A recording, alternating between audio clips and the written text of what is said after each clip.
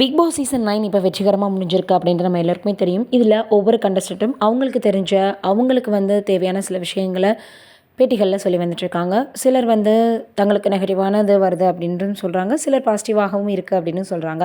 அதில அரோரா அவர்கள் ரொம்ப முக்கியமா பார்க்கப்படுறாங்க. என்னன்னா, கம்ருதீன் அதேபோல பார்வதியினுடைய ஃபேன்ஸ் எல்லாம் நல்ல வேளை எங்க கம்ருதீன், பார்வதிக்கு கிடைக்காதது உங்களுக்கு கிடைக்கல. நீங்க டாப் 3ல வரல அப்படின்ற மாதிரி சொல்றதா சொல்லி வந்துட்டுருக்காங்க. இது எந்த அளவுக்கு உண்மை அப்படின்றது தெரியல.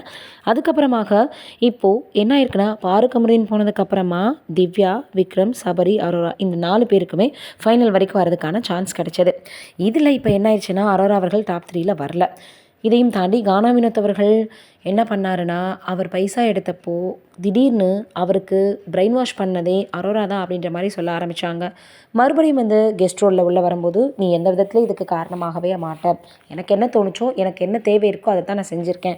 இதுதான் நான் கரெக்டாக செஞ்சுருக்குது அப்படின்னு அவர் சொல்லியிருக்கிறாரு. இந்த விஷயம் ரொம்பவே சமூக வலைதளங்களில் வைரலாக பரவி வந்துட்டு இருந்துச்சு. இந்த சூழலில் எனக்கு நிறைய பேர் ரொம்ப நெகட்டிவான விஷயத்த சொல்லி வராங்க. பாரு கம்ருதீன் அவர்களாக இருக்கட்டும், அதே போல் கானா வினோத்தா இருக்கட்டும், எந்தளவுக்கு எனக்கு ஆப்போசிட்டான ஒரு விஷயத்தை பகிர்ந்தாலும் எனக்காக பிக் பாஸில் வாய்ஸ் கொடுத்தாரு இல்லையா, அவரே எனக்கு சப்போர்ட்டாக இருக்கிற மாதிரி நீங்கள் உங்களை நினச்சி நான் ரொம்ப பெருமைப்படுறேன் அப்படின்னு அவர் சொல்லிட்டாரு. அதனால் பாசிட்டிவ் கமெண்ட்டை மட்டும் நான் எடுத்துக்கிட்டு எனக்கு வரக்கூடிய அந்த நெகட்டிவ் கமெண்ட்டை புல் டவுன் பண்ணக்கூடியவங்கள நான் பெருசாக எடுத்துக்காமல் அடுத்து என்னுடைய வாழ்க்கை ஃபுல்லாக நான் பிக் பாஸை நினச்சிட்டு அவர் என்னை பாராட்டுறதை நினச்சிட்டு நான் இருந்துருவேன் அப்படின்னு. ஏன்னா பிக் பாஸ்குள்ளே அவங்க வந்தப்போ அவ்வளோவா அவங்களுக்கு பொட்டன்ஷியல் இல்லை, இன்புட் இல்லைன்னு சொல்லலாம். விஜய் சேதுபதி அவர்களே நிறைய இடங்கள் அவங்கள கலாய்ச்சிருந்தாங்க அப்படின்றதான் உண்மை.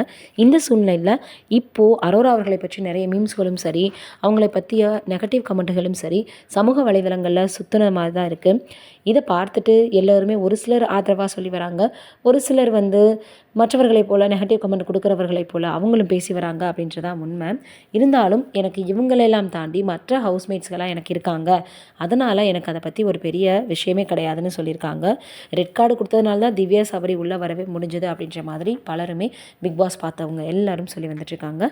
இதையெல்லாம் தாண்டி இப்போ அரோரா அவர்கள் எப்படி இந்த நெகட்டிவ் கமெண்ட்டுகள்லாம் அவங்க மீறி வராங்க, லைஃப்பில் இன்னும் என்னென்ன அவங்க ஜெயிக்க போகிறாங்க அப்படின்றத நம்ம வெயிட் பண்ணி பார்க்கலாம். நீங்கள் என்ன நினைக்கிறீங்கன்றதை கமெண்ட்டில் சொல்லுங்கள்.